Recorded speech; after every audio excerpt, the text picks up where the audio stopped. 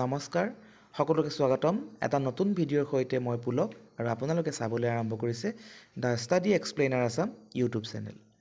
আজিৰ এই ভিডিঅ'টোৰ জৰিয়তে আগন্তুক হ'বলৈ গৈ থকা CTET-ৰ যি লেংগুৱেজ এণ্ড পেপাৰ অসমীয়া পেপাৰখন আছে তাৰ প্ৰথমটো টপিক আমি এই ভিডিঅ'টোৰ জৰিয়তে উপস্থাপন কৰিবলৈ ওলাইছোঁ।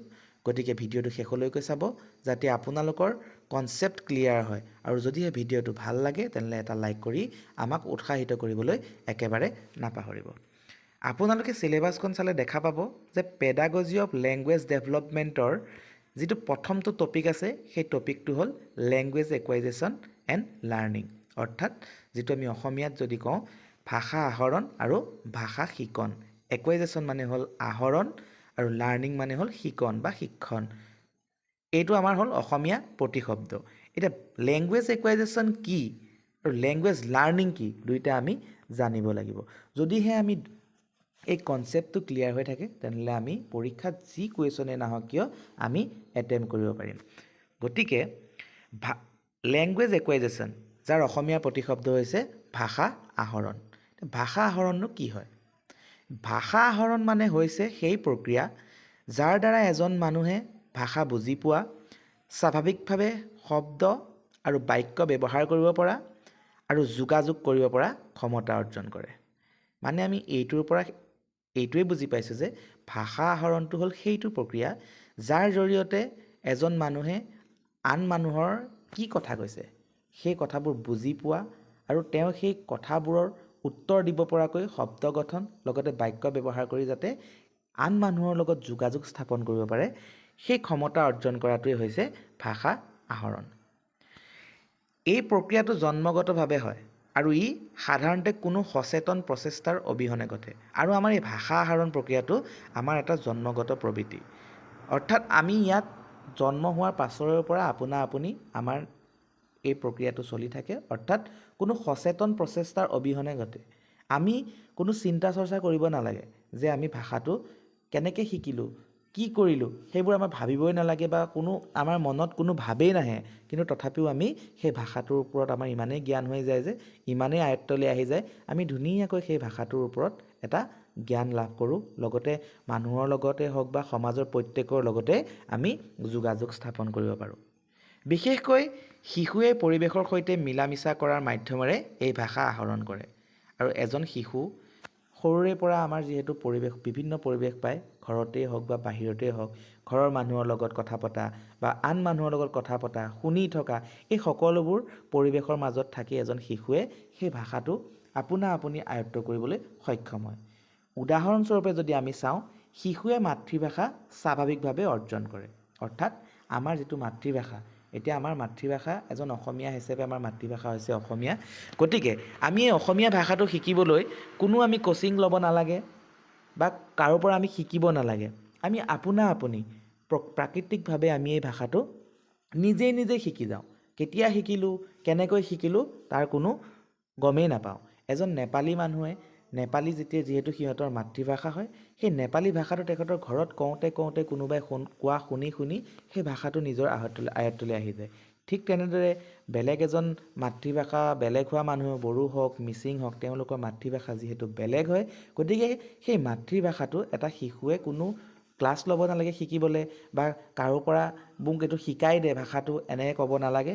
এইটো আমাৰ সৰুৰে পৰা যেতিয়া আমি ঘৰৰ পৰিৱেশত ডাঙৰ দীঘল হওঁ বা সমাজত আমি যেতিয়া ডাঙৰ দীঘল হওঁ, সকলোৰে মুখে মুখে যিটো কথা শুনি শুনি অনুকৰণ কৰি কৰি আমাৰ এই ভাষাটো অট'মেটিক আমাৰ আয়ত্তলৈ আহি যায়। অৰ্থাৎ ইয়াৰ পৰা আমি এটাই বুজি পাওঁ যে এই ভাষা আহৰণ প্ৰক্ৰিয়াটো আমি কোনো ধৰণৰ নীতি নিয়মৰ মাজত থাকি আমি কাৰো পৰা শিকিব নালাগে। এই ভাষা আহৰণ প্ৰক্ৰিয়াটো আপোনা আপুনি হৈ থাকে।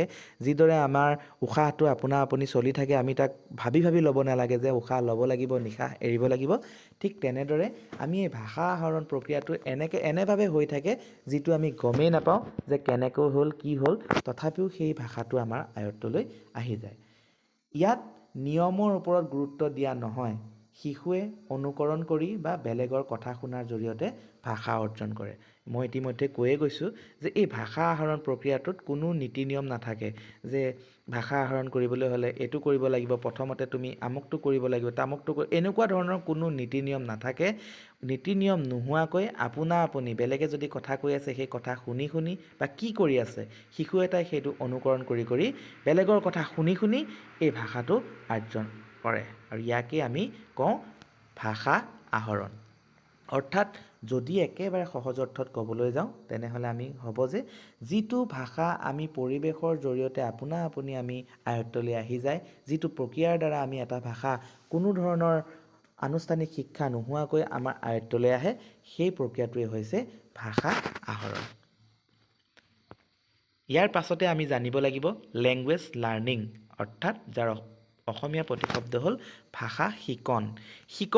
শিকন বুলি কওঁতেনে আমাৰ মনলৈ এটা ধাৰণা আহিছে শিকোৱা।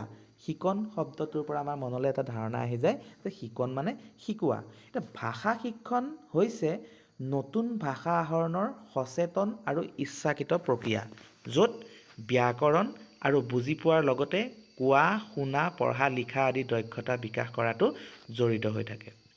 অৰ্থাৎ যদি আমি একেবাৰে সাধাৰণ অৰ্থত আমি ইয়াৰ অৰ্থটো বুজিবলৈ যাওঁ তেনেহ'লে আমি এইটোৱে বুজিব লাগিব যে ভাষা শিক্ষণ হৈছে সেইটো যিটো আমি ইচ্ছাকৃতভাৱে আমি নিজে মনে বিচাৰিছোঁ যে আমি বেলেগ এটা ভাষা শিকিম। যিটো আমাৰ মনে বিচাৰিছোঁ যে মই ইংলিছ ভাষাটোৱে যদি আমি উদাহৰণ হিচাপে লওঁ, সেই ইংলিছ ভাষাটো আমি শিকিম। শিকিবলৈ আমি কি কৰিব লাগিব? আমি কাৰোবাৰ ওচৰলৈ যাব লাগিব। আমি এজন শিক্ষকৰ ওচৰলৈ যাম আৰু সেই শিক্ষকজনৰ ওচৰত আমি গৈ পেলাই শিকিম। কি শিকিম? কেনেকৈ শিকিম? কিবা এটা শিকাৰ আগত তাৰ কিছুমান নীতি নিয়ম থাকে আৰু এই ভাষা এটা শিকাৰ ক্ষেত্ৰত ব্যাকৰণ থাকিব আৰু ভাষাটো বুজি পাব লাগিব আৰু অকল বুজি পাই বা ব্যাকৰণ জানিলেই নহ'ব। সেই ভাষাটো শিকি আমি কেনেকৈ ক'ম বা কেনেকৈ ক'ব লাগে, কেনেকৈ লিখিব লাগে, কেনেকৈ আমি পঢ়িব লাগে, সেই সকলোবোৰ আমি শিকিব লাগিব আৰু এই শিকা প্ৰক্ৰিয়াটোৱে হৈছে শিকন। যদি কোনো এটা ভাষা আমি নিজ ইচ্ছামতে আনৰ পৰা শিকোঁ, আনে আমাক শিকায় যে এই ভাষাটো কেনেকৈ ক'ব লাগিব, এই ভাষাটো কেনেকৈ লিখিব লাগিব, এই ভাষাটো শিকি আমি কেনেদৰে কথা পাতিব লাগিব, সেই প্ৰক্ৰিয়াটো যদি আমি শিকোঁ কাৰোবাৰ পৰা তেনেহ'লে সেই প্ৰক্ৰিয়াটোক আমি ভাষা শিকন বুলি ক'ব পাৰোঁ। এই প্ৰক্ৰিয়া জন্মগত নহয় আৰু আমাৰ এই ভাষা শিকন অৰ্থাৎ বেলেগ এটা ভাষা শিকা প্ৰক্ৰিয়াটো জন্মগত নহয়। যিদৰে আমি জন্মৰে পৰা ঘৰখনত চলি অহা ভাষাটো আনৰ মুখত শুনি শুনি বা আনে কোৱা কথাবোৰ শুনি কামবোৰ দেখি আমি নিজেই আহৰণ কৰি লৈছিলোঁ, এই ভাষা শিকন প্ৰক্ৰিয়াটো কিন্তু তেনেকুৱা নহয়। আমি ইংলিছ ভাষাটোৱে যদি শিকিবলৈ যাওঁ, কাৰোবাৰ মুখত এদিন কথা শুনি বা দুদিন কথা শুনি আমি এই ভাষাটো আয়ত্ত কৰিব নোৱাৰোঁ। তাৰ কাৰণে নিৰ্দিষ্ট পাঠ্যক্ৰম থাকিব, তাৰ কাৰণে নিৰ্দিষ্ট নিয়ম নীতি থাকিব। সেই নিয়ম নীতিৰ মাজেৰে আমি আনুষ্ঠানিকভাৱে শিক্ষা গ্ৰহণ কৰিব লাগিব, কাৰোবাৰ পৰা শিকিব লাগিব। ই আমাৰ জন্মগত প্ৰবৃত্তি নহয়। জন্মৰ পাছৰ পৰা আমি যেতিয়া বুজি পাম, আমি বুজি পোৱা হ'ম, তেতিয়া আমাৰ যেতিয়া মনত ইচ্ছা থাকিব যে আমি বেলেগ এটা ভাষা শিকিম, আমাৰ মাতৃভাষাৰ উপৰিও আমি আন এটা ভাষা শিকিম, তেতিয়া আমি এই প্ৰক্ৰিয়াটোৰ লগত জড়িত হ'ম আৰু এই প্ৰক্ৰিয়াটোৱে হৈছে লেংগুৱেজ লাৰ্ণিং অৰ্থাৎ ভাষা শিকন। ই হ'ল বিদ্যালয় বা বিশেষ পৰিৱেশত নিয়মৰ মাজেৰে ভাষা শিকাৰ প্ৰক্ৰিয়া। ইতিমধ্যে মই আপোনালোকক জনাইছোঁ যে এই ভাষা শিকন প্ৰক্ৰিয়াটো কিবা এটা আনুষ্ঠানিক প্ৰক্ৰিয়াৰেহে আমি শিকিব পাৰিম। হয়তো এইটো বিদ্যালয় হ'ব পাৰে নাইবা বেলেগ এটা বিশেষ পৰিৱেশ হ'ব পাৰে। সেই ভাষাটো শিকাবলৈ এটা পৰিৱেশ গঢ়ি তুলিব লাগিব আৰু সেই পৰিৱেশৰ মাজতহে আপোনাক সেই ভাষাটো শিকাব পাৰিব। গতিকে সেইখন বিদ্যালয়ো হ'ব পাৰে নাইবা বেলেগ অনুষ্ঠানতো হ'ব পাৰে, কিন্তু এটা বিশেষ পৰিৱেশৰ মাজেৰে নীতি নিয়মৰ মাজেৰেহে সেই ভাষাটো শিকোৱা হয় আৰু সেই পদ্ধতিটো হৈছে ভাষা শিকন। উদাহৰণ হিচাপে ইংৰাজী বা হিন্দী ভাষা এটা বিদ্যালয়ত শিক্ষকজনে শিকোৱা নিয়ম মতেহে শিকিব পাৰি। এতিয়া যদিহে আমি বিদ্যালয়ত ইংৰাজী বা হিন্দী, ইয়াত এটা উদাহৰণ লোৱা হৈছে মাত্ৰ, বা ইংৰাজী বা হিন্দীৰ উপৰিও আন ভাষাৰ কথাই যদি আমি ভাবোঁ, আমি তেতিয়াহে শিকিব পাৰিম যেতিয়া আমাক যিজন শিক্ষকে আমাক সেই ভাষাটোৰ বিষয়ে শিকাব। যেনেকৈ কয় যে এই ভাষাটো প্ৰথম এনেকুৱা অৱস্থাৰ পৰা আমি আগবাঢ়িব লাগিব, তেওঁ কোৱা প্ৰতিটো কথা আমি আখৰে আখৰে পালন কৰি আমি অনুশীলন কৰিহে সেই ভাষাটো আমি নিজৰ আয়ত্তলৈ আনিব পাৰোঁ। সেই ভাষাটোত মোৰ নিজৰ মতে আমি একো কৰিব নোৱাৰোঁ। সেই ভাষাটোত থকা কিছুমান নীতি নিয়ম আছে, শিক্ষকজনে সেই নীতি নিয়ম আমাক শিকাব আৰু সেই শিকোৱা অনুসৰি আমি সেই ভাষাটো আমি নিজৰ আয়ত্তলৈ আনিব লাগিব আৰু এই ক্ষেত্ৰত আমাৰ অনুশীলনৰ দৰকাৰ। কিন্তু আমি প্ৰথম অৱস্থাত যেতিয়া ভাষা আহৰণ কৰোঁ, মাতৃভাষাটো আহৰণ কৰোঁ, তেতিয়া তাত আমাৰ কোনো ধৰণৰ অনুশীলন নালাগে। কিন্তু ভাষা শিকনত আমাৰ অনুশীলনৰ প্ৰয়োজন। যদিহে শিক্ষকজনে শিকাই দিয়া ভাষাটো আমি পাহৰি যাওঁ, তেনেহ'লে আমাৰ সেই ভাষাটো আয়ত্তলৈ নাহিব। আমি মনত ৰাখিব লাগিব যে এই ভাষাটো শিকোঁতে এইখিনি নিয়ম নীতি আছিল আৰু এই নীতি নিয়মৰ মাজেৰে ভাষাটো শিকিম। তাৰপিছত ভাষাটো কেনেকৈ কয় সেইটো শিকিম, ভাষাটো কেনেকৈ লিখে সেইটো শিকিম। সকলোবোৰ এটা নীতি নিয়ম থাকিব আৰু সেই নীতি নিয়মৰ মাজেৰে আমাৰ ভাষাটো আমি আয়ত্ত কৰিব পাৰিম। এই প্ৰক্ৰিয়াটোৱে হৈছে ভাষা শিকন। ইয়াত নিয়ম, ব্যাকৰণ, শ্ৰৱণ, কথন, লিখন, পঠন আদিৰ ওপৰত গুৰুত্ব দিয়া হয়। আৰু এই ভাষা শিকন প্ৰক্ৰিয়াত আমি ভাষাটো শিকোঁতে কিছুমান নীতি নিয়ম মানি চলিব লাগিব, লগতে সেই ভাষাটোৰ ব্যাকৰণৰ বিষয়ে আমাৰ জ্ঞান থাকিব লাগিব আৰু ভাষাটো আমি জানিলেই নহ'ব। কেনেকৈ ক'ব লাগে, কেনেকৈ ক'লে ভাষাটো শুৱলা হয়, মানুহে বুজি পোৱা হয় ইয়াৰ অৰ্থ, আৰু কেনেকৈ লিখিব লাগে, কেনেকৈ পঢ়িব লাগিব, সকলোখিনি এই ভাষা শিকন প্ৰক্ৰিয়াটোত আমি গুৰুত্ব দিব লাগিব। তেতিয়াহে আমি এটা ভাষা নিজৰ আয়ত্তলৈ আনিব পাৰোঁ। এতিয়া আমি জানিব লাগিব যে ভাষা আহৰণ কৰা বা ভাষা শিকা এই প্ৰক্ৰিয়াটোত কেনেকুৱা ধৰণৰ কাৰকসমূহে প্ৰভাৱ পেলায়। এতিয়া ভাষা আহৰণত প্ৰভাৱ পেলোৱা কাৰকসমূহৰ বিষয়ে আমি কিছু কথা জানি লওঁ। ভাষা আহৰণত প্ৰভাৱ পেলোৱা কাৰকসমূহক কেইটামান ভাগত ভাগ কৰিব পাৰি। কেইবাটাও ভাগত ভাগ কৰা হৈছে আৰু সেইকেইটা হৈছে জৈৱিক, সামাজিক, মানসিক আৰু পৰিৱেশগত কাৰক। এই কাৰকসমূহৰ ভিতৰত আছে বয়স, প্ৰেৰণা, সামাজিক পৰিৱেশ, শিক্ষণ পদ্ধতি আৰু ভাষাত নিৰ্ভৰশীল। ভাষা এটা আহৰণ কৰাৰ ক্ষেত্ৰত বহুকেইটা আমি দিশ চালি জাৰি চাব লাগে আৰু এই চালি জাৰি চোৱা দিশৰ কিছুমান মই ইয়াতে উপস্থাপন কৰিব বিচাৰিছোঁ, আপোনালোকে মন কৰিব ভালকৈ। আমি প্ৰথমটো চাব লাগিব যে ভাষা এটা শিকাৰ ক্ষেত্ৰত ইয়াৰ জৈৱিক কাৰক। জৈৱিক কাৰকত ধৰক বয়স। ভাষা আহৰণত বয়সৰ এক গুৰুত্বপূৰ্ণ ভূমিকা আছে। কিছুমান ভাষাবিদে ক'ব খোজে যে ভাষা আহৰণৰ বাবে এক নিৰ্দিষ্ট বয়স উপযুক্ত। অৰ্থাৎ আমি ইয়াৰ পৰা এইটোৱেই বুজিলোঁ যে ভাষা এটা শিকিবলৈ হ'লে আমাৰ এটা নিৰ্দিষ্ট বয়সতহে আমি শিকিব পাৰিম। আমি যদি আমাৰ বয়স যদি বেছি হৈ যায়, আমি এনেও কোনো কাম কৰিব নোৱাৰোঁ বা শিকিব নোৱাৰোঁ। কিবা এটা শিকিবলৈ হ'লে আমি বয়স কম হৈ থাকোঁতেই আমি শিকিব লাগে বুলি আমি জানো। সেয়েহে এটা ভাষা যেতিয়া আয়ত্ত কৰিম, ইয়াত বয়সৰ প্ৰভাৱ পৰিব। আমি যদি সৰু অৱস্থাৰ পৰাই আমি ভাষা এটা শিকিবলৈ চেষ্টা কৰোঁ, তেনেহ'লে ডাঙৰ হৈ যোৱাৰ লগে লগে সেই ভাষাটোৰ ওপৰত আমাৰ জ্ঞান বৃদ্ধি হৈ গৈ থাকিব। কিন্তু আমাৰ যেতিয়া বয়স বৃদ্ধি হৈ যাব, আমি বুঢ়া হৈ গৈ থাকিম। বুঢ়া কালত যদি আমি ভাষা এটা শিকিব বিচাৰিম, এই প্ৰথম অৱস্থাত শিশু অৱস্থাত শিকাৰ দৰে আমি সেই ভাষাটো কেতিয়াও আয়ত্ত কৰিব নোৱাৰোঁ। সেইকাৰণে বয়সে আমাৰ ভাষা আহৰণত প্ৰভাৱ পেলায় বুলি আমি ইতিমধ্যে ইয়াত আলোচনা কৰিছোঁ। মগজুৰ বিকাশ। ভাষাৰ বিকাশ শিশুৰ জৈৱিক বিকাশৰ লগত ওতঃপ্ৰোতভাৱে জড়িত আৰু শিশু এজন যেতিয়া ডাঙৰ হৈ গৈ থাকিব, তেওঁৰ মগজুৰ বিকাশ হৈ গৈ থাকিব। ঠিক ভাষাটো যেতিয়া আমি প্ৰথম অৱস্থাত শিকিবলৈ চেষ্টা কৰিম, আহৰণ কৰিবলৈ চেষ্টা কৰোঁ, তেতিয়া আমি লাহে লাহে আৰম্ভ কৰোঁ আৰু শেষলৈ আমাৰ ইয়াৰ ওপৰত ইমানেই জ্ঞান হৈ যায় যে আমি সেই ভাষা ক'ব পৰা হৈ যাওঁ, পঢ়িব পৰা হৈ যাওঁ, লিখিব পৰা হৈ যাওঁ বা বেলেগক আমি বুজাব পৰা হৈ যাওঁ। আমাৰ সেই ভাষাৰ মাধ্যমেৰে আমাৰ মনৰ ভাৱ আমি বেলেগৰ আগত প্ৰকাশ কৰিব পৰা হৈ যাওঁ, আনে বুজি পোৱাকৈ। অৰ্থাৎ শিশু এজন যেতিয়া ডাঙৰ হৈ গৈ থাকিব, যেনেকৈ সৰু অৱস্থাৰ পৰা ডাঙৰ অৱস্থালৈ যাওঁতে তেখেতৰ মগজুৰ বিকাশ হৈ গৈ থাকিব, জ্ঞান বৃদ্ধি হৈ গৈ থাকিব, ঠিক তেনেদৰে ভাষা এটা আহৰণ কৰোঁতেও প্ৰথম অৱস্থাৰ পাছতে তাৰ লাহে লাহে সেই ভাষাটো বিকাশ হৈ গৈ থাকিব। সেই ভাষাৰ ওপৰত আমাৰ জ্ঞান বেছি হৈ গৈ থাকিব। ইয়াৰে দ্বিতীয়টো প্ৰভাৱ পেলোৱা কাৰক আমি আলোচনা কৰিব লৈছোঁ, এইটো যে সামাজিক আৰু সাংস্কৃতিক কাৰক। আমি ভাষা এটা কেনেকুৱা ধৰণৰ এখন সমাজত থাকি শিকিছোঁ তাৰ ওপৰতো ই নিৰ্ভৰ কৰে। এতিয়া পৰিৱেশ। শিশুৱে জন্মৰ পৰা পৰিয়াল আৰু সামাজিক পৰিৱেশৰ পৰা ভাষা শিকি লয়। এজন শিশু যেতিয়া জন্ম হয়, তাৰ পিছৰে পৰা মানুহৰ লগতেই শিশুটোৰ সমাগম বেছি হয়। তেতিয়া সেই মানুহবোৰে পতা কথাবোৰ শিশুটোৱে শুনি থাকে বা মানুহবোৰে কি কৰি আছে সেইটো অনুকৰণ কৰি থাকে। সেয়েহে পৰিয়ালৰ মানুহসকলে বা সমাজৰ মানুহসকলে কি কৰি আছে, কেনেদৰে ভাষাটো কৈ আছে, সেই ভাষাটো শুনি শুনি বা অনুকৰণ কৰি কৰি পৰিয়াল আৰু সামাজিক পৰিৱেশৰ পৰা এটা শিশুৱে ভাষাটো আহৰণ কৰি লয় বা শিকি লয়। তাক আমি বেলেগকৈ কোনো ধৰণৰ শিক্ষা দিব নালাগে যে এই ভাষাটো এনেকৈ ক'ব লাগে। আমাৰ সৰু অৱস্থাৰ পৰা যেতিয়া পৰিয়ালৰ লোকসকলৰ লগত বা সমাজৰ লোকসকলৰ লগত এজন শিশু লালিত পালিত হয়, সমাগম হয়, তেতিয়া সেই শিশুজনে তেওঁলোকে কোৱা কথাখিনি বা আনে কোৱা কথাবোৰ শুনি শুনি সেই ভাষাটো আহৰণ কৰি লয়। ইয়াৰ পাছতে এটা প্ৰভাৱ পেলোৱা কাৰক হৈছে সংস্কৃতি। বিভিন্ন সংস্কৃতিৰ প্ৰভাৱে ভাষাৰ ৰূপ, শব্দ আৰু ব্যৱহাৰত প্ৰভাৱ পেলায়। আমি যিহেতু সামাজিক প্ৰাণী, মানুহ যিহেতু সামাজিক প্ৰাণী, সেই সামাজিকভাৱে মানুহ জীয়াই থকাটো অতিকৈ প্ৰয়োজন।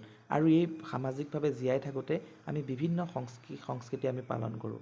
আমাৰ বিভিন্ন সম্প্ৰদায় আছে, বিভিন্ন সম্প্ৰদায়ৰ সংস্কৃতিবোৰ বেলেগ বেলেগ। সেই তেনে ক্ষেত্ৰত এজন শিশুৱে যেতিয়া বিভিন্ন সম্প্ৰদায়ৰ সংস্কৃতিৰ বিষয়ে জানিব, তেওঁলোকৰ সংস্কৃতিত কেনেকুৱা ধৰণৰ কাৰ্যকলাপ কৰা হয়, কি কৰা হয়, কি ব্যৱহাৰ কৰা হয়, এই সকলোবোৰ দেখি দেখিও এজন শিশুৱে এটা ভাষা নিজৰ আয়ত্তলৈ আনি লয়। সেইকাৰণে কোৱা হয় যে সামাজিক আৰু সাংস্কৃতিক কাৰকে ভাষা আহৰণত প্ৰভাৱ পেলায়।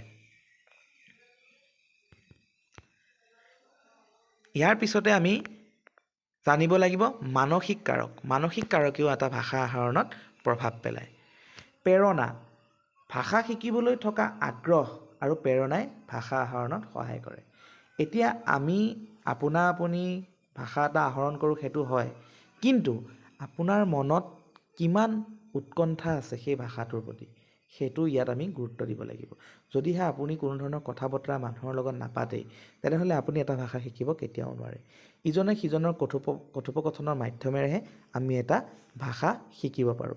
যদিহে আমাৰ আগ্ৰহেই নাথাকে কাৰো লগত কথা পতা, তেনেহ'লে সেই কথোপকথন আমাৰ কেতিয়াও সম্ভৱ নহয়, আৰু কথোপকথন নহ'লে আমি কাৰো পৰা একো অনুকৰণ কৰিব নোৱাৰোঁ, যাৰ জৰিয়তে আমি ভাষা এটা সহজে আয়ত্ত কৰিব নোৱাৰোঁ। দ্বিতীয়টো মানসিক কাৰক হৈছে চিন্তা কৰ্ম। ভাষাৰ জৰিয়তে শিশুৰ চিন্তা কৰ্ম আৰু সমস্যা সমাধানৰ দক্ষতা বিকশিত হয়। যেতিয়া এটা আমি ভাষা জানিম, ভাষা কি হয়? ভাষা হ'ল মনৰ ভাৱ প্ৰকাশ কৰা এটা মাধ্যম, যাতে আনে সহজে বুজি পায়। যেতিয়া আমাৰ এজন শিশুৱে কিছুমান চিন্তা কৰিব বা কিবা সমস্যাৰ সমাধান কৰিব, সেই সমস্যাৰ সমাধানটো কেনেকৈ বিচাৰি পাব? আমাৰ মনৰ ধাৰণাবোৰ কেনেকৈ প্ৰকাশ কৰিম? এটা ভাষাৰ জৰিয়তেহে কৰিম। সেইকাৰণে এই ভাষা এটা আহৰণ কৰাৰ ক্ষেত্ৰত মানসিক কাৰকটো অতিকৈ গুৰুত্বপূৰ্ণ। এই কাৰকটোৱেও ভাষা এটা আয়ত্ত কৰাত প্ৰভাৱ পেলায়। ইয়াৰ পৰিৱেশগত কাৰকত আমি আলোচনা কৰিব ওলাইছোঁ কৌতূহলী মন। কৌতূহলী মন মানে কিবা এটা জানিবলৈ ইচ্ছা গৈ থকা, সেইটো মনত আমাৰ কিবা এটা জানিবলৈ ইচ্ছা গৈ আছে, এইটো কি বুলি কয়? কৌতূহল বুলি কয়। এতিয়া কৌতূহলী মন। বিদ্যালয়লৈ অহাৰ আগতে শিশুৰ মনত থকা কৌতূহলী মন, যাৰ সহায়ত সি নিজৰ ঘৰুৱা ভাষা আৰু অভিজ্ঞতাৰ জৰিয়তে ভাষাৰ জ্ঞান আহৰণ কৰে। এতিয়া এজন শিশু যেতিয়া বিদ্যালয়লৈ আহে, বিদ্যালয়লৈ অহাৰ আগত বহু সময়, প্ৰায় 4-5 বছৰ সময় তেখেতে পৰিয়ালৰ লগত কটায়। বিদ্যালয় অহাৰ আগে আগে আমাৰ সেই শিশুজনে ইতিমধ্যে সেই তেখেতৰ মাতৃভাষাটো নিজৰ আয়ত্তলৈ আনি লয়।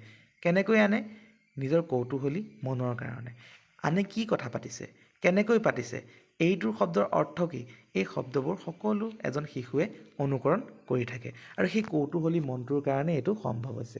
যদি আমাৰ মনত উৎকণ্ঠা নাথাকে যে কি কৈছে মানুহজনে, এইটো শুনি পেলাই আমি কিবা বুজিবলৈ চেষ্টা কৰিছোঁ নে নাই, যদি সেই উৎকণ্ঠাটো নাথাকে, তেনেহ'লে আমি সেই শব্দটোৰ অৰ্থ বা শব্দটোৱে কি বুজাইছে সেইবোৰ আমি কেতিয়াও বুজি নাপাওঁ।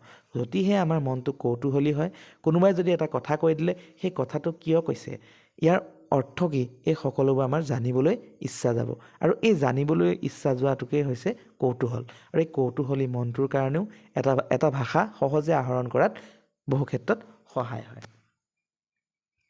পৰিয়াল আৰু সমাজ। পৰিয়াল আৰু সমাজৰ পৰা পোৱা ভাষাৰ প্ৰভাৱ ভাষা আহৰণত এক ডাঙৰ ভূমিকা পালন কৰে। এতিয়া পৰিয়াল আৰু সমাজত আমি ইজনে সিজনৰ লগত কথোপকথনৰ মাধ্যমেৰে আমি মনৰ ভাৱ প্ৰকাশ কৰোঁ। সেই মনৰ ভাৱ প্ৰকাশ কৰোঁতে ইজনে সিজনৰ লগত কথা কিমান পাতিছে, এটা শিশুৱে ঘৰখনত যদি তেওঁলোকৰ মাক দেউতাক আৰু তেওঁলোকৰ ককায়েক বায়েক কোনোবা থাকে সেই তেওঁলোকৰ কথাবোৰ শুনি থাকে, তেখেতে দেখি থাকে, অনুকৰণ কৰি থাকে।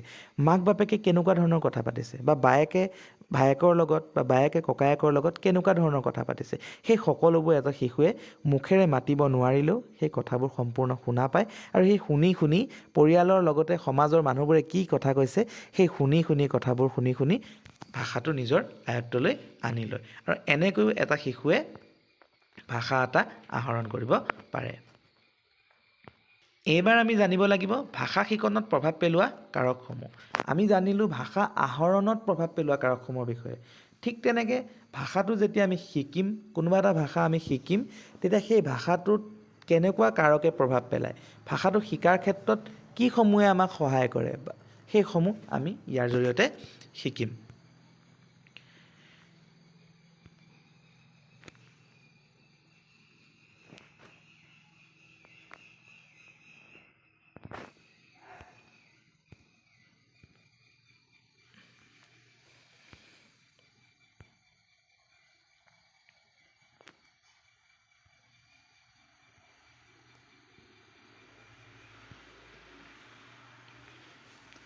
Factors affecting language learning. ভাষা এটা শিকাৰ ক্ষেত্ৰত কোনবোৰ কাৰকে প্ৰভাৱ পেলায় তাৰ বিষয়ে আমি শিকিম। ভাষা শিকনত প্ৰভাৱ পেলোৱা মূল কাৰকসমূহ হ'ল ব্যক্তিগত কাৰক, তাতে আমি ভাগ কৰি দিছোঁ আগ্ৰহ, মনোযোগ, স্মৃতি, শিক্ষণ পদ্ধতি, শ্ৰৱণ, কথন, পঠন, লিখন দক্ষতাৰ সমন্বয়, পৰিৱেশগত কাৰক, অভিভাৱকৰ প্ৰেৰণা, ভাষিক পৰিৱেশ আৰু সামাজিক সাংস্কৃতিক কাৰক। সেইটো আমি ভাগ কৰিছোঁ যোগাযোগৰ বাবে প্ৰয়োজনীয়তা। এইসমূহৰ উপযুক্ত সমন্বয়ে ভাষা এটা শিকনত সহায় কৰে। আৰু এই ব্যক্তিগত কাৰকৰ ভিতৰত আছে আগ্ৰহ আৰু প্ৰেৰণা। শিক্ষাৰ্থীৰ ভাষাৰ প্ৰতি থকা আগ্ৰহ আৰু শিকিবলৈ থকা প্ৰেৰণা এক গুৰুত্বপূৰ্ণ কাৰক। যদিহে আমি কোনো এটা ভাষা শিকিবলৈ বিচাৰিছোঁ, আমাৰ সেই ভাষাটো শিকাৰ প্ৰতি কিমান আগ্ৰহ আছে, মনৰ কিমান ইচ্ছা আছে যাতে আমি সেই ভাষাটো ভালকৈ শিকিব পাৰোঁ, তাৰ ওপৰত সেই ভাষা শিকাটো গুৰুত্ব দিয়ে। অৰ্থাৎ যদিহে আমাৰ আগ্ৰহ বেছিকৈ থাকে, সেই ভাষাটো শিকিবলৈ আমি আগ্ৰহী, তেনেহ'লে ভাষাটো আমি সোনকালে আয়ত্ব কৰিব পাৰিম।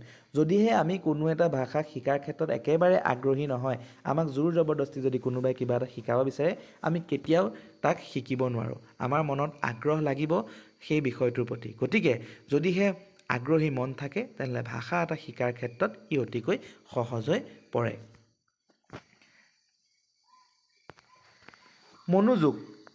ভাষাত মনোযোগ দিয়াটো আৰু মনত ৰখাটো শিকনৰ বাবে অপৰিহাৰ্য। আমি ভাষাটো শিকাই থাকোঁতে, কোনো এটা বিষয় যেতিয়া আমাক শিকাই থাকে, সেই বিষয়টোৰ ওপৰত আমাৰ কিমান মনোযোগ দিছোঁ, সেই মনোযোগৰ ওপৰত নিৰ্ভৰ কৰে ভাষাটো আমি কিমান আয়ত্তলৈ আনিছোঁ। কোনো কথা যদি কৈ থাকোঁতে আমি বেলেগ কথাত মন দি থাকোঁ বা মনোযোগ নিদিওঁ, তেনেহ'লে আমি সেই ভাষাটো কেতিয়াও শিকিব নোৱাৰিম। যদিহে শিক্ষকজনে কৈ যোৱা প্ৰতিটো কথাত আমি মনোযোগ দিওঁ আৰু মনত ৰাখিবলৈ চেষ্টা কৰোঁ, তেতিয়াহ'লে সেই ভাষাটো আমি সহজে শিকিবলৈ পাৰিম। সেইকাৰণে ইয়াত কোৱা হৈছে যে ভাষাত মনোযোগ দিয়াটো আৰু মনত ৰখাটো শিকনৰ বাবে অতিকৈ অপৰিহাৰ্য। আমি গুৰুত্ব দিব লাগিব, মনোযোগ দিব লাগিব আৰু মনোযোগ দিয়াৰ পাছত সেই কথাটো আমি মনত ৰাখিবলৈ আমি চেষ্টা কৰিব লাগিব। স্মৃতি। শিকা বিষয়সমূহ মনত ৰখাৰ বাবে স্মৃতিশক্তিৰ ভূমিকা গুৰুত্বপূৰ্ণ। আমি যেতিয়া এটা ভাষা শিকি থাকিম বা এটা বিষয় শিকি থাকিম, সেই বিষয়টোৰ ওপৰত শিক্ষকজনে আমাক যিখিনি কথা কৈছে, সেই কথাখিনি আমি মনত ৰাখিবলৈ চেষ্টা কৰিব লাগিব। স্মৃতি মানে হৈছে মনত ৰখা। যদি আজি কোৱা কথাটো কাইলৈকে পাহৰি যাওঁ, তেনেহ'লে আমি সেই বিষয়টো কেতিয়াও শিকিবই নোৱাৰিম, সেই ভাষাটো কেতিয়াও শিকিবই নোৱাৰিম। যি কথাটো আমাক শিক্ষকজনে শিকাইছে, সেই কথাটো আমি অনুশীলনৰ জৰিয়তে মনোযোগ প্ৰদান কৰি সেই ভাষাটো আমি বা সেই বিষয়টো বহুত দিনলৈ স্মৃতি হিচাপে আমি ৰাখিব পাৰিব লাগিব, যাতে যেতিয়া আমি সেই বিষয়টোৰ ওপৰত কিবা তথ্য পাওঁ, আপোনা আপুনি আমাৰ মনলৈ যাতে সেই বিষয়টো আমাৰ মনলৈ আহি যায়, সেইটো আমি আমাৰ স্মৃতিত সজীৱ কৰি ৰাখিব পাৰিব লাগিব। আমি কিমান মনত ৰাখিছোঁ, কিমান শিকোৱা পদ্ধতিটো বা শিকোৱা কথাখিনি আমি মনত ৰাখিছোঁ, সেইটো আমাৰ এই ভাষা শিকাৰ ক্ষেত্ৰত আমাৰ অতিকৈ দৰকাৰ। আমি যদিহে বেছিকৈ মনোযোগ দিওঁ, আমাৰ বেছিকৈ মনত থাকিব। যদিহে মনোযোগ কম দিওঁ, তেনেহ'লে আমাৰ মনত নাথাকে।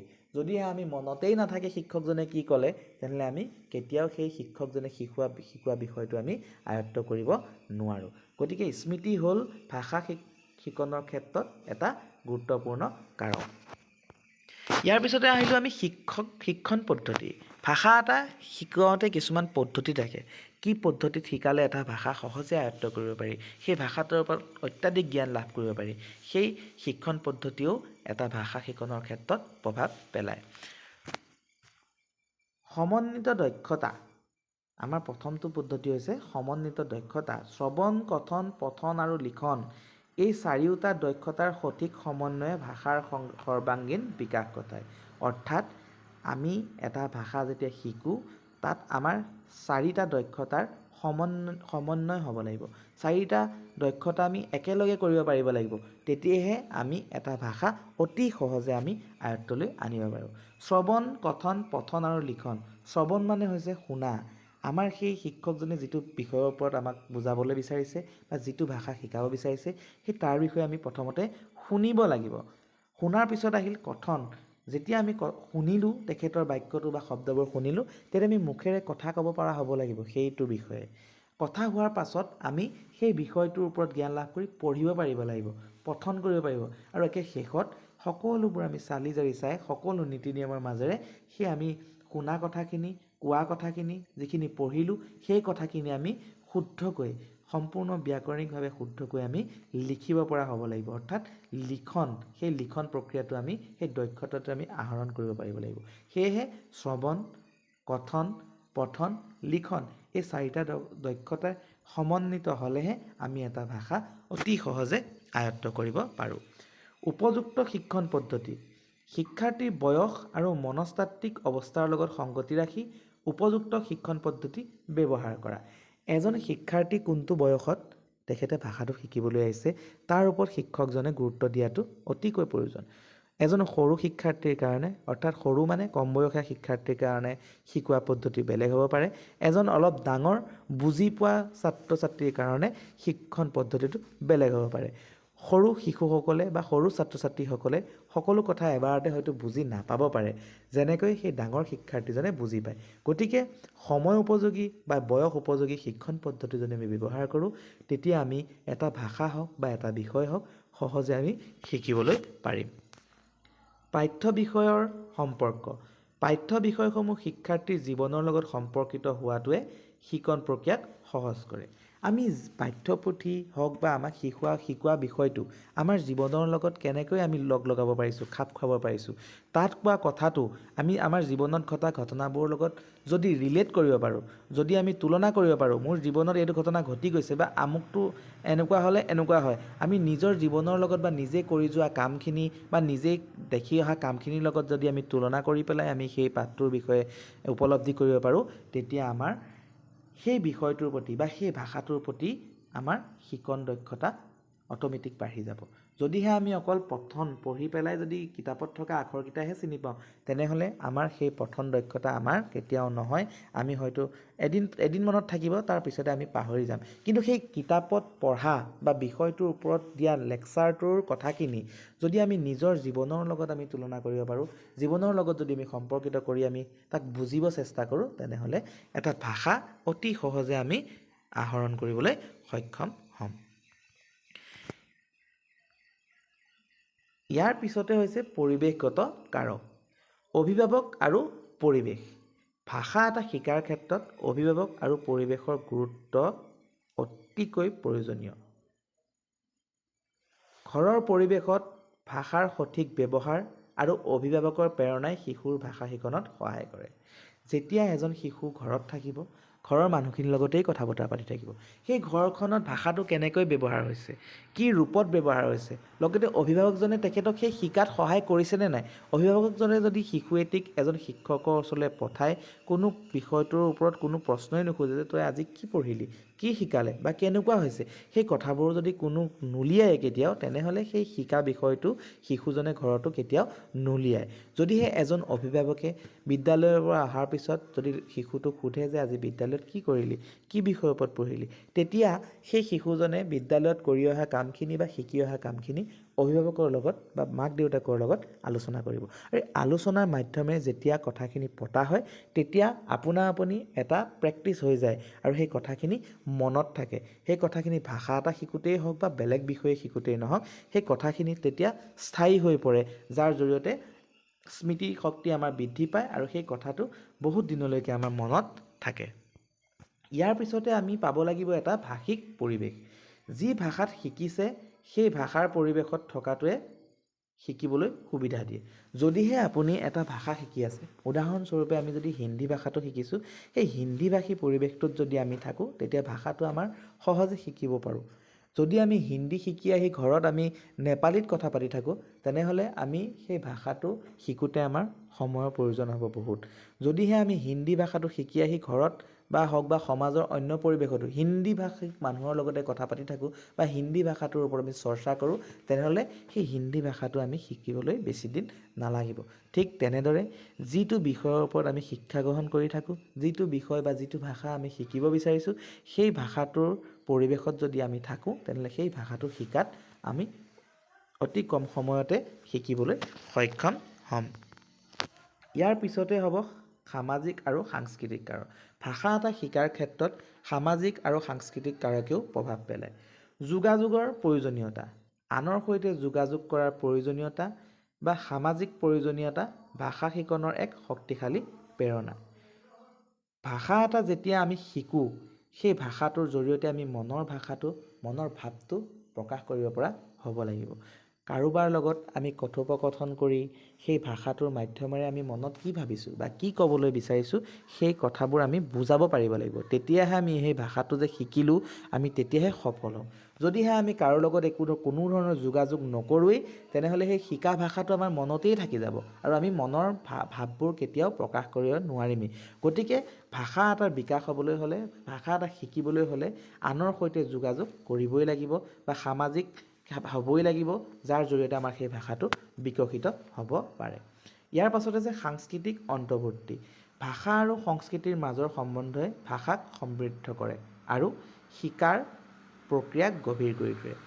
যেতিয়া আমাৰ সংস্কৃতিসমূহ আমি পালন কৰোঁ তেতিয়া তাৰ মাজৰ যিখিনি আমাৰ কথোপকথন বা আমাৰ মনৰ ভাৱ যিদৰে প্ৰকাশ কৰোঁ, সংস্কৃতি আৰু মনৰ ভাৱ প্ৰকাশ কৰা যিটো সম্পৰ্ক, সেই সম্পৰ্কটোৱে ভাষা এটা শিকাৰ ক্ষেত্ৰত আমাক অতিকৈ অৰিহণা যোগায়।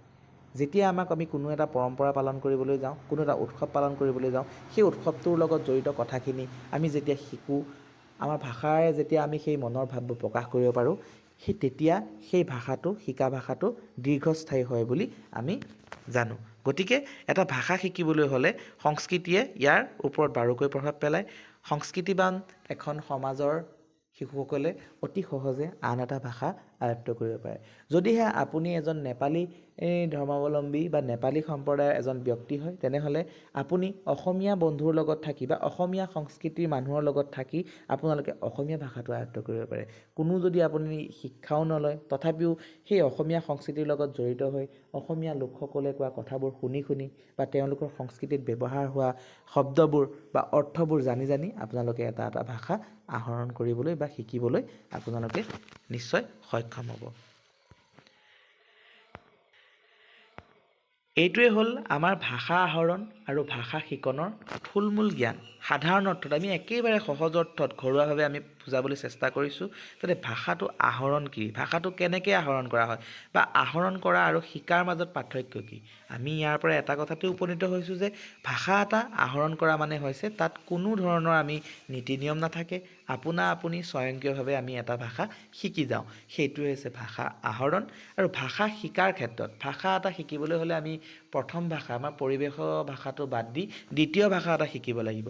ইংৰাজী, হিন্দী, নেপালী, বড়ো, মিচিং আমি সেই তেনেকুৱা এটা ভাষা শিকিব লাগিব। গতিকে সেই ভাষাখিনি শিকোঁতে আমি কিছুমান নীতি নিয়মৰ মাধ্যমেৰে শিকিব লাগিব, কোনোবাই আমাক শিকাব লাগিব আৰু এইটো আমাৰ জন্মগতভাৱে নহয়, আমি নিজে ইচ্ছা কৰিব লাগিব যে মই ইংৰাজী ভাষাটো শিকিব বিচাৰিছোঁ, তেতিয়াহে আমি এটা ভাষা শিকিবলৈ সক্ষম হ'ম। গতিকে ভাষা আহৰণ আৰু ভাষা শিকন ইয়াৰ ওপৰত থুলমূল আভাস দিবলৈ চেষ্টা কৰিলোঁ। আৰু ইয়াৰ লগত জড়িত কিছুমান প্ৰশ্ন আপোনালোকৰ মাজত উপস্থাপন কৰিছোঁ আপোনালোকৰ যাতে যি শিকিলে যি ধাৰণা গঠন হ'ল সেইটো দীৰ্ঘস্থায়ী হয় আপোনালোকে এই প্ৰশ্নখিনি উত্তৰ দিবলৈ চেষ্টা কৰিব আমাৰ প্ৰথমটো প্ৰশ্ন হৈছে when language is learned naturally and without any systematic practice it is তাৰ অসমীয়া অৰ্থটো হৈছে যেতিয়া ভাষা স্বাভাৱিকভাৱে আৰু কোনো ধৰণৰ প্ৰণালীবদ্ধ অভ্যাস নোহোৱাকৈ শিকিব পাৰি তেতিয়া হয় এইটো ইংৰাজীটোৰ পৰা যেতিয়া আমি অসমীয়া ট্ৰেন্সলেশ্যন কৰিছোঁ তাৰ শব্দবোৰ অকণমান খেলিমেলি হ'ব পাৰে কিন্তু এই প্ৰশ্নটোৱে বুজাইছে যে যেতিয়া এটা ভাষা প্ৰাকৃতিকভাৱে বা স্বাভাৱিকভাৱে আমি শিকোঁ তাত কোনো নীতি নিয়ম নাথাকে তাত কোনো ছিষ্টেমেটিক প্ৰেক্টিছ নাথাকে তেতিয়া তাক কি বুলি কোৱা হয় আমাৰ অপশ্যন আছে লাৰ্ণিং শিকন ফাৰ্ষ্ট লাৰ্ণিং প্ৰথম শিকন একুইজিশ্যন আহৰণ আৰু নান অফ দ্য এবভ ওপৰৰ তিনিটাৰ ভিতৰত এটাও নহয় আমি ইতিমধ্যে আমাৰ যি ধাৰণা গঠন হৈছিল তাত আমি গম পাই আহিছোঁ যদিহে কোনো এটা ভাষা আমি স্বাভাৱিকতেই স্বয়ংক্ৰিয়ভাৱে শিকি যাওঁ কোনো তাত ছিষ্টেমেটিক প্ৰেক্টিছ নাথাকে অনুশীলন নাথাকে তেনেহ'লে আমি সেই তাক ভাষা আহৰণ কৰা বুলি বুজে আৰু ইয়াত আমাৰ চি নম্বৰ অপশ্যনটো কাৰেক্ট হ'ব একুইজিশ্যন অৰ্থাৎ আহৰণ সেই যিটো প্ৰশ্ন সুধিছে যে যদিহে এটা ভাষা স্বয়ংক্ৰিয়ভাৱে স্বাভাৱিকভাৱে আৰু কোনো প্ৰণালীবদ্ধ বা অভ্যাস নোহোৱাকৈ শিকিব পৰা যায় তাক আমি সদায় আহৰণ কৰা বুলি বুজি পাওঁ question number 2 first language acquisition primarily occurs through প্ৰথম ভাষা আহৰণ মূলতঃ নিম্নোক্ত মাধ্যমেৰে হয় ফাৰ্ষ্ট লেংগুৱেজ যেতিয়া আমি পৰিৱেশত থাকি প্ৰথম ভাষা শিকিম এটা শিশুৱে প্ৰথম ভাষা কেতিয়া শিকে তেওঁলোকৰ ঘৰতে শিকে তেওঁ মাতৃভাষাটো শিকে আৰু সেই প্ৰথম মাতৃভাষা শিকন প্ৰক্ৰিয়াটো তলৰ কোনটো হয় বুলি কৈছে কেনেকৈ শিকিব পাৰি ইয়াত অপশ্যন দিছে ফৰ্মেল ইনষ্ট্ৰাকশ্যন মানে হ'ল কোনোবাত আপোনাক কোনোবা ইনষ্ট্ৰাকশ্যন দিছে যে এনেকৈ শিকিব লাগে তই তেতিয়াহে ভাষাটো শিকিব পাৰিবি নেচাৰেল ইণ্টাৰেকশ্যন মানে হৈছে যে আপুনি স্বাভাৱিকভাৱেই মানুহৰ লগত মিলিত হৈ বা মানুহৰ লগত কথোপকথন কৰি মানুহৰ লগত থাকি শিকিছে চি নম্বৰটো হৈছে মেমৰাইজেশ্যন এণ্ড প্ৰেক্টিছ আপুনি মুখস্থ কৰিছে অনুশীলন কৰিছে মনত ৰাখিবলৈ চেষ্টা কৰিছে তেনেকৈ আপুনি শিকিছে আৰু 4 নম্বৰটো হৈছে নান অফ দ্য এবভ ওপৰত একো নহয় ইয়াৰে শুদ্ধ উত্তৰটো হৈছে নেচাৰেল ইণ্টাৰেকশ্যন যেতিয়া আমি প্ৰথম ভাষাটো শিকোঁ সেই প্ৰথম ভাষাটো আমাক কোনেও শিকাব নালাগে আমাৰ নেচাৰেলি স্বাভাৱিকতেই আমি সেই ভাষাটো আহৰণ কৰি লওঁ গতিকে ইয়াৰ শুদ্ধ উত্তৰ হৈছে অপশ্যন বি ইয়াৰ পাছতে আমি কেইটামান কুৱেশ্যন দিছোঁ যাতে সেই আপোনালোকক টেষ্ট কৰিব পাৰে আপোনালোকে আজিৰ এই টপিকটোৰ পৰা কি বুজি পালে সেইটো আপোনালোকে টেষ্ট কৰিব পাৰে তাৰ কাৰণে আমি ইয়াৰ এনচাৰকেইটা দিয়া নাই এনচাৰকেইটা আপোনালোকে কমেণ্টত দিব বুলি আশা ৰাখিলোঁ ইয়াত 3 নম্বৰ কুৱেশ্যনটো সুধিছে which of the following describes the difference between acquisition and learning তলত দিয়া 4টা অপশ্যনৰ ভিতৰত ইয়াত অধিগ্ৰহণ বুলি দিয়া হৈছে অধিগ্ৰহণ মানে আহৰণ তলত দিয়া 4টা অপশ্যনৰ ভিতৰত ভাষা আহৰণ আৰু ভাষা শিকনৰ মাজৰ পাৰ্থক্য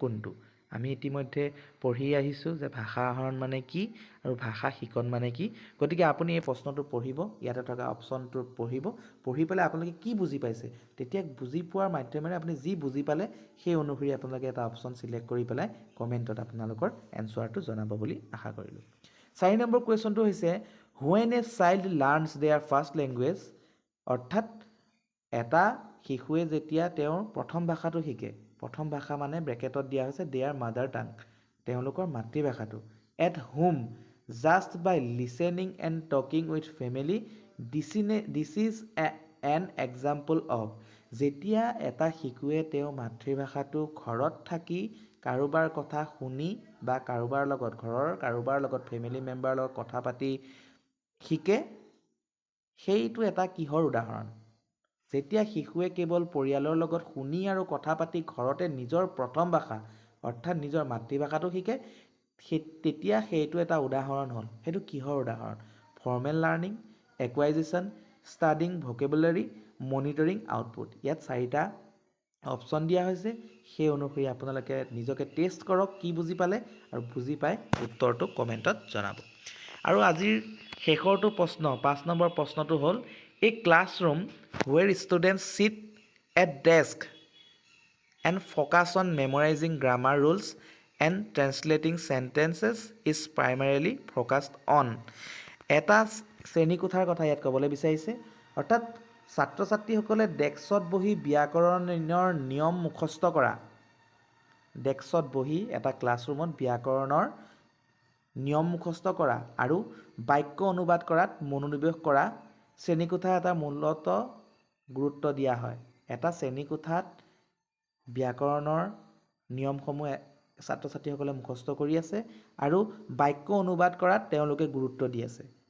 অৰ্থাৎ এটা বন্ধ, এটা নিৰ্দিষ্ট পৰিৱেশত এই শিক্ষা গ্ৰহণটো কৰি আছে। আৰু এই শিক্ষা গ্ৰহণটোক কি বুলি কোৱা হয় সেইটোৱে এই প্ৰশ্নটোত আপোনালোকক বিচাৰিছে। আপোনালোকে ইয়াত থকা 4টা option, language acquisition, the natural approach, language learning, subconscious input, এই 4টাৰ ভিতৰত আপোনালোকে যিটো এই প্ৰশ্নটোৰ সুধিছে আৰু আপোনালোকে ইতিমধ্যে টপিকটোত যি আলোচনা হ'ল তাৰ পৰা আপোনালোকে যি বুজি পাইছে, এটা নিৰ্দিষ্ট পৰিৱেশত শ্ৰেণীকোঠাটো হৈছে এটা নিৰ্দিষ্ট পৰিৱেশ। সেই নিৰ্দিষ্ট পৰিৱেশত ভাষা এটাৰ ব্যাকৰণৰ ওপৰত গুৰুত্ব দিছে, নিয়মৰ ওপৰত গুৰুত্ব দিছে, মুখস্থ কৰিছে বা ভাষাটো অনুবাদ কৰাৰ ওপৰত বেছিকৈ গুৰুত্ব দিছে। সেই পৰিস্থিতিটোক আমি কি বুলি পঢ়িছিলোঁ বা কি বুলি কয়, সেইটোৰ উত্তৰ আপোনালোকে কমেণ্টৰ জৰিয়তে দিবলৈ চেষ্টা কৰক। আৰু আজিৰ এই ভাষা যি আমাৰ প্ৰথম ভাষা, ফাৰ্ষ্ট লেংগুৱেজ, অসমীয়া ভাষাৰ প্ৰথমটো টপিক লেংগুৱেজ লাৰ্ণিং এণ্ড একুৱাইজেশ্যন, ইয়াৰ ওপৰত থুলমূল আভাস দিবলৈ চেষ্টা কৰিলোঁ। যদিহে আপোনালোকে বুজি পালে, ভাল পালে, তেনেহ'লে ভিডিঅ'টো এটা লাইক কৰিব। আৰু যদিহে বুজি পোৱা নাই বা কিবা সুধিবলগীয়া থাকে তেনেহ'লে কমেণ্টত আপোনালোকৰ প্ৰশ্নটো কৰক। মই যিমান পাৰোঁ আপোনালোকৰ কমেণ্ট ৰিপ্লাই কৰিবলৈ চেষ্টা কৰিম। অতি সহজতে আপোনাক বুজাবলৈ চেষ্টা কৰিম যাতে আপোনালোকে সহজে বুজি পায়। আজিলৈ ইমানেই। আগন্তুক ভিডিঅ'বোৰ যদি আপোনালোকে এনেদৰে কৰিব বিচাৰিছে বা এনেকুৱা ভিডিঅ' বিচাৰিছে তেনেহ'লে এই ভিডিঅ'টোৰ তলত এটা কমেণ্ট কৰিব, তেতিয়াহে আন এটা ভিডিঅ' বনাবলৈ আমি উৎসাহ পাওঁ। গতিকে আজিলৈ ইমানেই। পুনৰ এটা নতুন ভিডিঅ'ত লগ পোৱাৰ প্ৰতিশ্ৰুতিলৈ আজি ধন্যবাদ। যদিহে আপোনালোকক এই টপিকটোৰ PDFটোৰ প্ৰয়োজন তেনেহ'লে ডেছক্ৰিপশ্যনত এটা হোৱাটছআপ চেনেলৰ লিংক থাকিব, তাতে সকলো জইন হ'ব। তাতে মই PDFটো শ্বেয়াৰ কৰিম, আপোনালোকে তাৰ পৰা পঢ়িব পাৰিব, নোট বনাব পাৰিব।